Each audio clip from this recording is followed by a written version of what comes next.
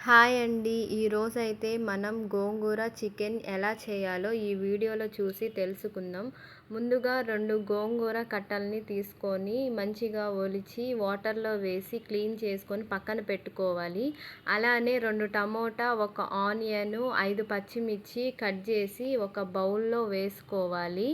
తర్వాత అందులోనే కొంచెం పసుపు, కొంచెం కారం, అలానే అల్లం వెల్లుల్లి పేస్ట్, అలానే ఇందాక గోంగూర క్లీన్ చేసి పెట్టుకున్నది కూడా అందులో యాడ్ చేయాలి. అలానే కొంచెం వాటర్ యాడ్ చేసి స్టవ్ ఆన్ చేసి స్టవ్ మీద పెట్టి కొంచెం బాయిల్ చేసుకోవాలి దాన్ని. అలానే ఒక హాఫ్ కేజీ చికెను మంచిగా కట్ చేసుకొని క్లీన్ చేసుకొని వాటర్‌లో వేసి పక్కన పెట్టుకోవాలి. తర్వాత ఈ చికెన్ కోసం 2 టమోటా, 2 ఆనియన్స్, 1 పచ్చిమిర్చిని కట్ చేసి పక్కన పెట్టుకోవాలి. అలాగే ఇందాక కడిగి పెట్టుకున్న చికెన్ కోసం స్టవ్ మీద ఒక బాండిల్ పెట్టి ఆనియన్స్ వేసి కొంచెం ఫ్రై చేశాక అందులోనే చెక్క, మొగ్గ, బిర్యానీ ఆకు వేసి కొంచెం ఫ్రై చేయాలి. అలానే అవి గోల్డెన్ బ్రౌన్ వచ్చాక అల్లం వెల్లుల్లి పేస్ట్ కూడా యాడ్ చేసి ఫ్రై చేయాలి.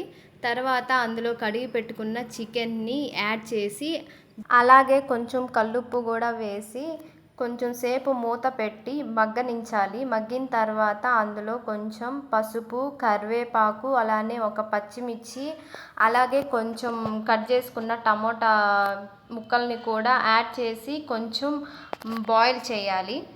కొంచెం బాయిల్ అయిన తర్వాత అందులోనే 1 స్పూన్ కారము, 1 స్పూను చికెన్ మసాలా, కొంచెం వాటర్ యాడ్ చేసి దాన్ని కొంచెం బాగా మగ్గనించాలి.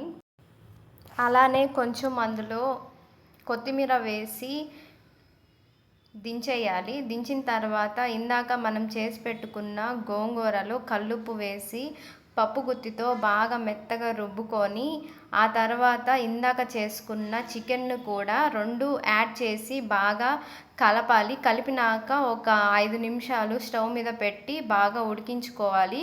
ఉడికించుకున్నాక మన టేస్టీ అయిన గోంగూర చికెను రెడీ అయిపోతుంది. మీరు కూడా ఈ రెసిపీని ట్రై చేసి ఎలా ఉందో ఒకసారి చెప్పండి చూద్దాం.